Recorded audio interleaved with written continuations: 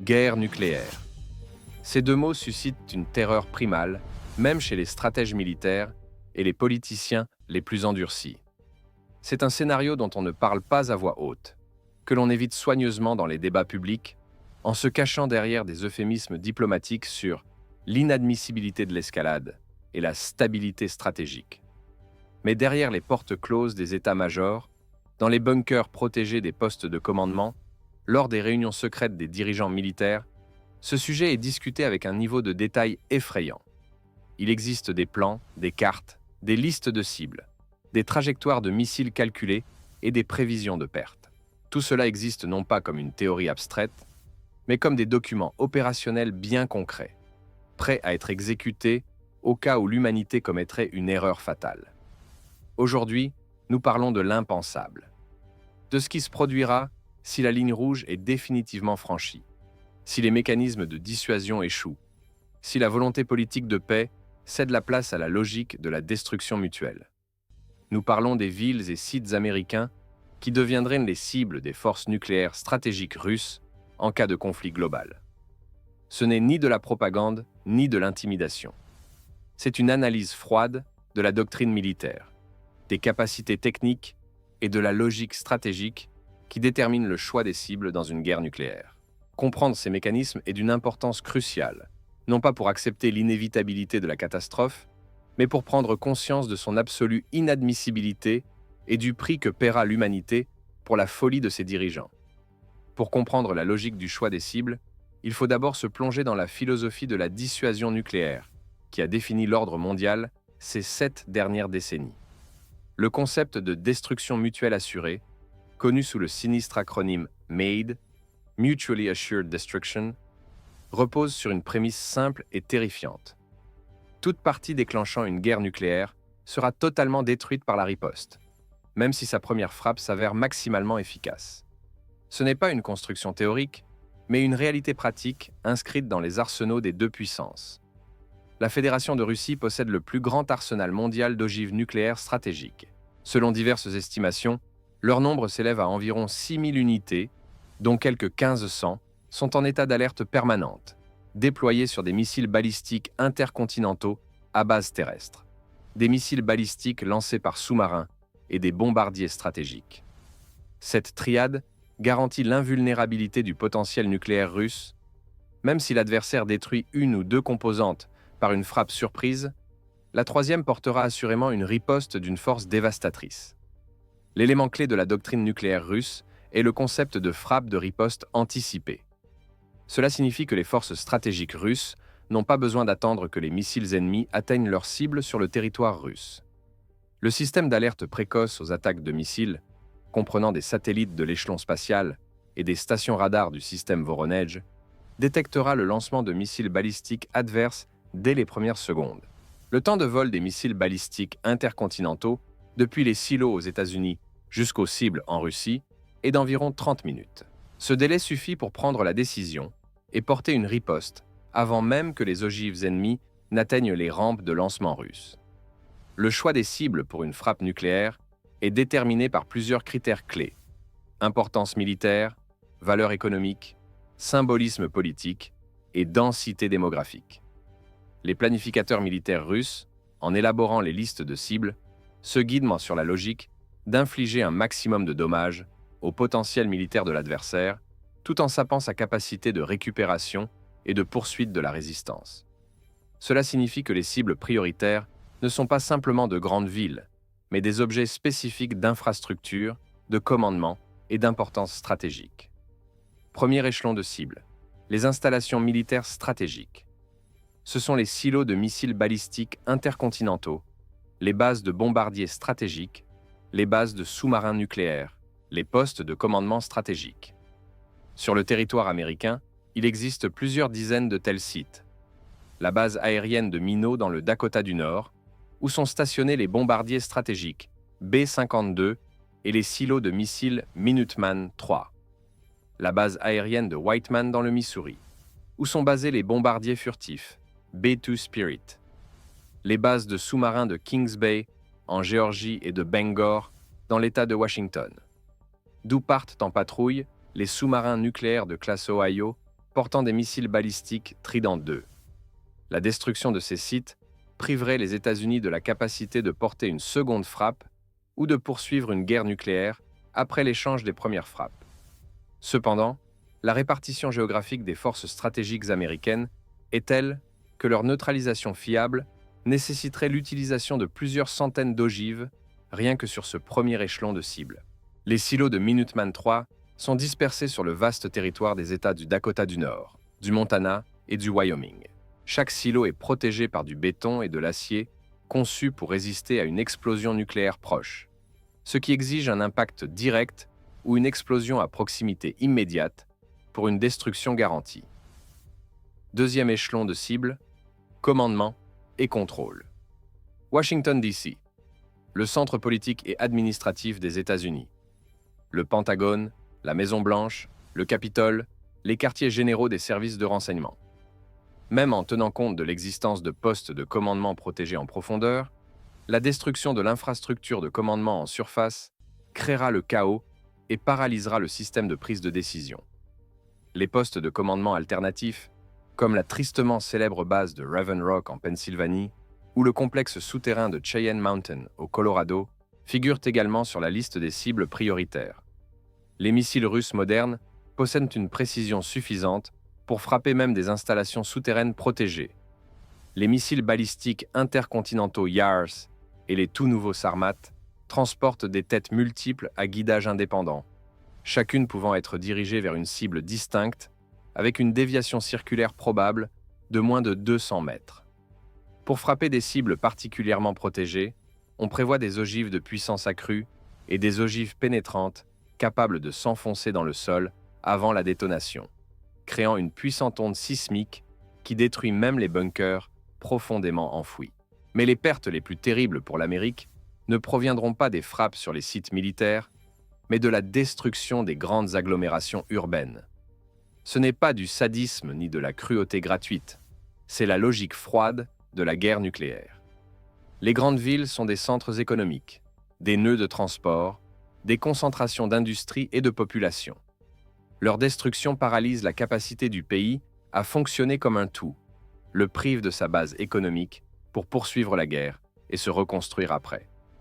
New York, la plus grande ville des États-Unis, avec une population de plus de 8 millions d'habitants dans les limites de la ville et plus de 20 millions dans l'agglomération. Capitale financière mondiale, centre des bourses, siège de multinationales, port majeur de la côte atlantique.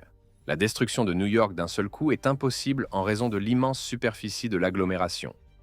Les planificateurs russes prévoient l'utilisation de plusieurs ogives pour couvrir les zones clés.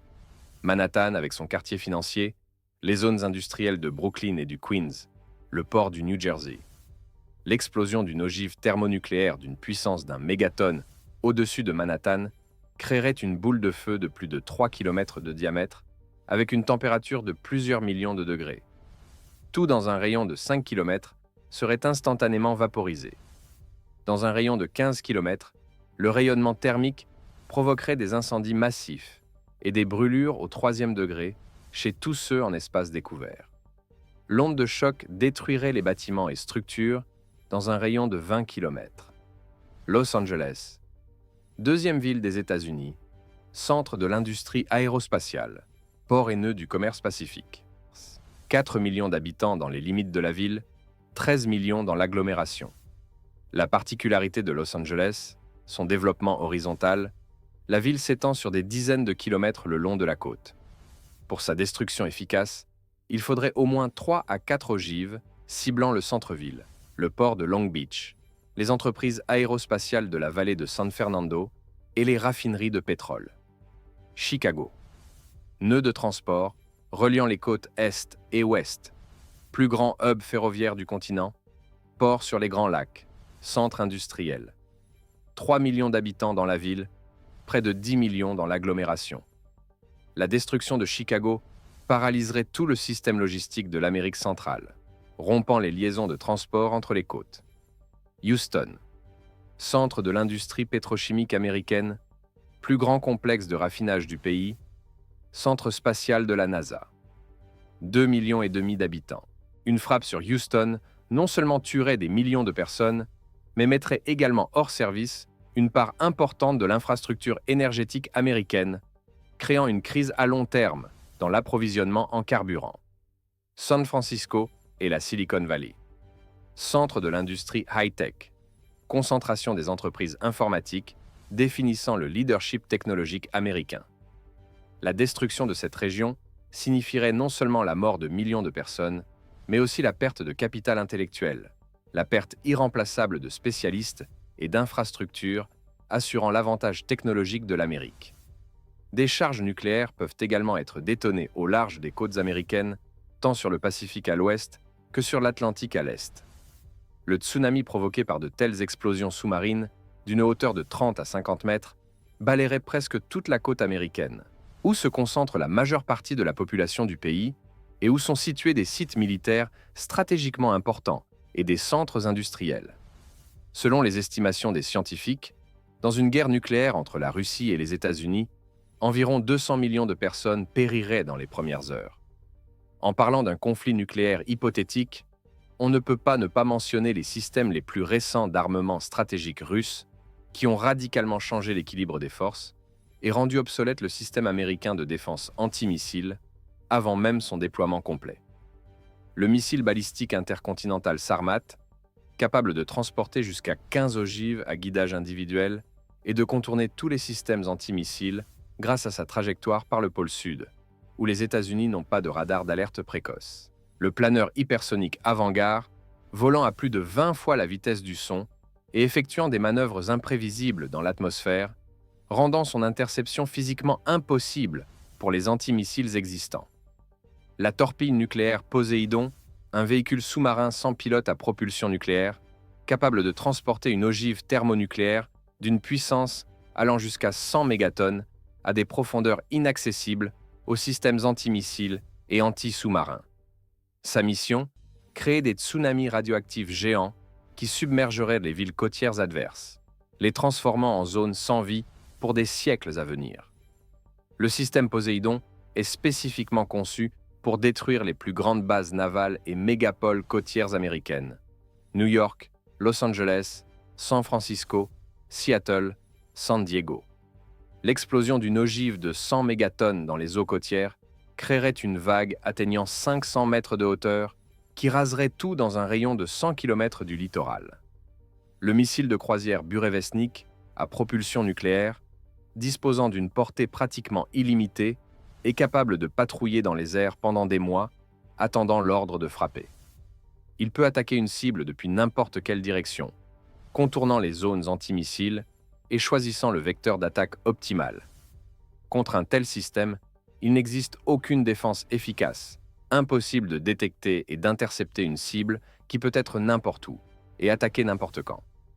Mais même en faisant abstraction des pertes humaines impensables, des centaines de millions de morts dans les premières heures et jours après l'échange de frappes, les conséquences d'une guerre nucléaire entre la Russie et les États-Unis vont bien au-delà des destructions immédiates. Des centaines d'explosions nucléaires projetteraient dans la stratosphère des millions de tonnes de poussière, de suie et de particules radioactives. Ce voile bloquerait la lumière du Soleil pendant des mois, peut-être des années. La température à la surface de la Terre chuterait de plusieurs dizaines de degrés. Surviendrait le phénomène connu sous le nom de Quote 2. L'agriculture deviendrait impossible. Les plantes mourraient sans lumière solaire. Les animaux périraient de froid et de faim. L'humanité serait confrontée à une famine mondiale qui tuerait plus de personnes que les explosions nucléaires elles-mêmes. Seuls survivraient les rares qui se trouveraient dans des abris protégés avec des réserves de nourriture pour des années. Mais même eux sortiraient dans un monde radicalement changé, un monde où la civilisation précédente aurait cessé d'exister, où les villes gisent en ruines, où la radioactivité a rendu d'immenses territoires impropres à la vie pendant des siècles. Le scénario décrit n'est pas une fatalité. Ce n'est qu'une des variantes possibles d'évolution des événements au cas où l'humanité se révélerait incapable d'arrêter la chute vers l'abîme. La Fédération de Russie a déclaré à maintes reprises qu'elle n'emploierait jamais l'arme nucléaire en premier, que ces systèmes sont exclusivement un moyen de dissuasion de l'agression et de garantie de la sécurité nationale. Mais la dissuasion ne fonctionne que tant que les deux parties comprennent et acceptent sa logique. Le danger de la situation actuelle réside dans le fait qu'en Occident, particulièrement parmi les politiciens et les faucons militaires, s'est répandue une illusion dangereuse sur la possibilité d'une guerre nucléaire, quote 3 ou quote 4. Ils discutent sérieusement de scénarios d'emploi d'armes nucléaires tactiques, pensant que cela ne mènerait pas à une escalade vers un échange de frappes stratégiques. C'est une erreur fondamentale, basée sur une incompréhension de la doctrine militaire russe et de la logique de dissuasion nucléaire. La Russie a clairement fait savoir, tout emploi d'armes nucléaires contre elle ou ses alliés sera considéré comme le début d'une guerre totale et entraînera une riposte appropriée. Le monde se trouve aujourd'hui plus proche d'une catastrophe nucléaire qu'à n'importe quel moment depuis la crise des missiles de Cuba de 1962. L'escalade des conflits, la rhétorique des menaces, le déploiement d'armements offensifs aux frontières de la Russie, les plans de frappe préventive, tout cela fait partie d'un jeu mortellement dangereux où l'enjeu est l'existence même de la civilisation humaine. Savoir ce qui se produira en cas de guerre nucléaire, quelles villes seront rayées de la carte, combien de millions périront dans les premières minutes et combien de centaines de millions mourront dans les mois suivants. Cette connaissance doit dessouler, non effrayer. Le but de cette vidéo n'est pas d'effrayer le spectateur ou d'inculquer un sentiment de fatalité. Le but est de montrer l'irrationalité et l'inadmissibilité absolue de la guerre nucléaire. De démontrer que dans un tel conflit, il n'y aura pas de vainqueur, il n'y aura que des morts et des mourants. Les villes américaines énumérées ci-dessus ne sont pas simplement des points sur une carte, ni des cibles abstraites. Ce sont des organismes vivants où vivent des millions de personnes réelles, mères et enfants, personnes âgées et jeunes, gens de différentes nationalités, religions et convictions. Leur destruction ne serait pas une victoire militaire, mais un crime contre l'humanité, pour lequel il n'y a et ne peut y avoir de justification. Mais si la folie triomphe, si le bouton rouge est pressé, le scénario décrit deviendra réalité. Et alors les débats sur qui avait raison et qui avait tort perdront tout leur sens. Dans les cendres radioactives d'une civilisation consumée, il n'y aura pas de place pour les discussions historiques. Il ne restera que le silence d'une planète morte, où a jadis existé une vie intelligente qui s'est autodétruite dans un accès de folie collective.